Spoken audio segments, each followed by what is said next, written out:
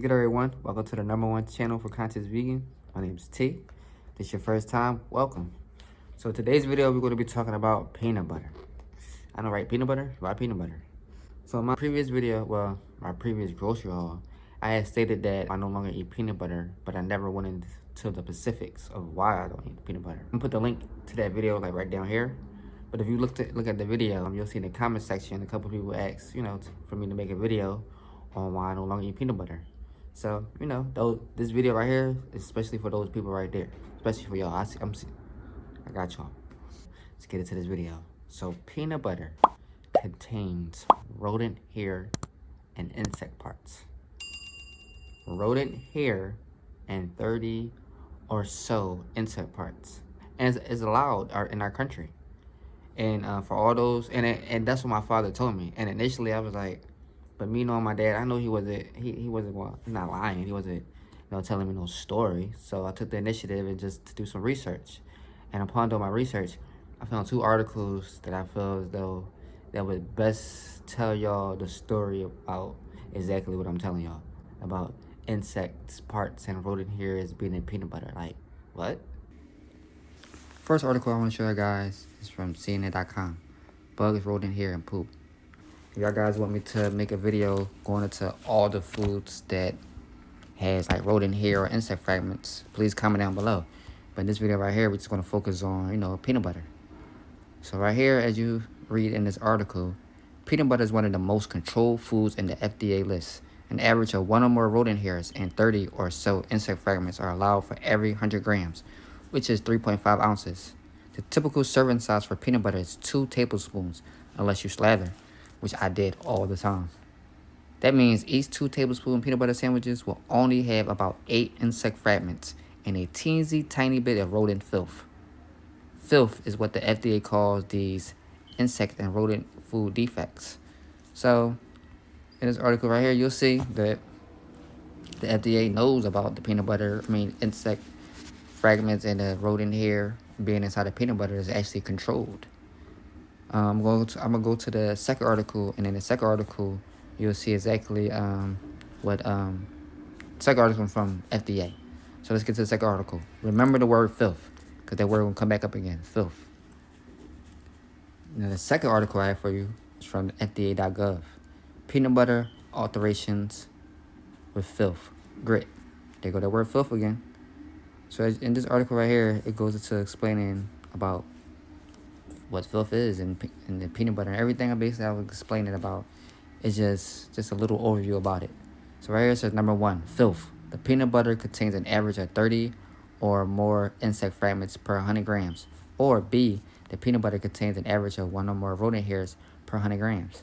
2, grit. The peanut butter is gritty to the taste, and the water insoluble in organic residue, WIR, is more than 25 milligrams per 100 grams. So, and like I said in this article, which is basically just agreeing what I'm saying, that the FDA is aware and because they're controlling it. I said that I did say I had 2 articles for y'all, but I have a third one, and this third article is basically the FDA handbook on all this stuff right here that we're speaking on. Third, but definitely not least, and maybe the most important one, the Food Defect Levels Handbook.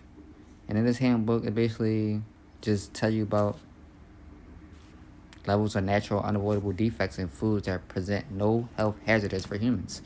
So it goes about all the unavoidable defects and levels that's found in our food that supposedly doesn't have any health hazards.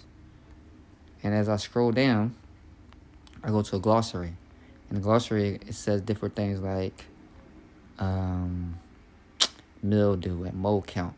Mind you, all this stuff right here are words that's in this handbook, which is found in our foods. Moldy, evidence of the presence of mold. And again, as long as it has a certain amount of mold, it's not hazardous to our health, so it's allowed to be in our food. Again, like I said, if y'all want a video explaining or going into all the foods that we should avoid that has rodent hair or insect parts in it, I can make a video for that. Comment down below, share this video, because I know more people need to know about this. Everybody don't want to eat rodent hair. If you want to eat rodent hair, like I said, to each his own. Like, hey, can't judge you. But most people will want to know what's in their food, whether it's maggots, all things like that, foreign matters, like cigarette butts, like different things like this is found in our foods. And this is the glossary just to prove, or the article just to prove to you that, yeah, what I'm saying is true. Contamination, addition of foreign, dirt, hair, non-invasive insects, machinery, mold to a product. All this supposedly is unavoidable that's on in our food. If the machinery is causing mold, get a new machine. Especially them companies making all that bread, all that money. Listen, like I said, all I can do is just, bring information to y'all guys and, help y'all eat and live constantly and just hope y'all make the right decision. So let's get back into the video. After reading all that, I quickly stopped eating peanut butter.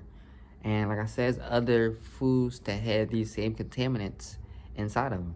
And like, if you're interested in those videos or those food, comment down below. I'll definitely make those videos telling y'all guys what foods have insect parts in it, what foods have, rodent hair. That's why you gotta limit your processed foods, because only you can control what you eat and what you put in your food, what you see. So please limit your processed foods. Stay away from peanut butter. And like I said, other things, there's other reasons why peanut butter is bad for you, but that right there in itself was like the one. And I was like, that was enough. I didn't need to hear nothing else. But to each his own. Some people might like it. They might like rodent hair. They might like insect parts. And that's you. Then like, hey, continue eating it. But if you feel kind of like, I don't like rodent hair, I like insect parts, share this video, give this video a thumbs up, subscribe to the YouTube channel. Like I said, we're a vegan channel, conscious, educate people how to eat and live consciously. And I just use vegan for title, because this lifestyle was out way before the word vegan came out. Somebody just put a word to it, a title to it. And some people really are like turned off from like titles. I kind of am. That's why I don't really wear clothes with logos, if you ever notice, hats or anything, because I'm my own brand. You feel me? So I never want the attention took it off me by looking at a polo or, you know what I mean? So that's why I always focus on wearing stuff that doesn't have any logos. And that's just me.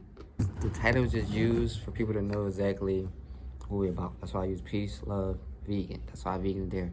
Just for people to just get just a more direct understanding of what we're doing. But, whole plant-based diet is basically what it is. Trying to educate people how to eat and live consciously.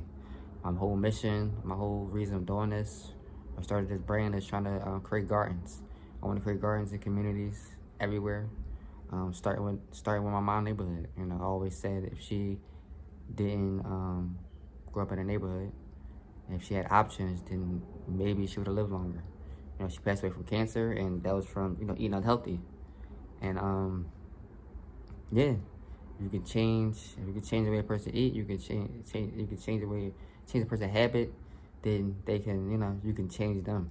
And she just the way she was eating unhealthy was embedded in her, because she was just raised in a neighborhood that was like targeted for unhealthy eating, with corner stores and fast food restaurants, things like that. So we can give people options by putting gardens in every neighborhood.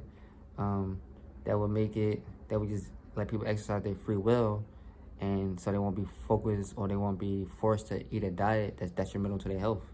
That's exactly what it is. Like, the diet is detrimental. But if they can have options, then that's what it's about. That's what I want to do, give people options, and educate people, because a lot of people don't like fruits and vegetables, things like that, because they wasn't raised to eat or taught it. It wasn't around them. They're not knowledgeable about it. But once people are knowledgeable about something, then they're more inclined to give it a try and doing it. And just community gardens will give people jobs. It will bring jobs to communities.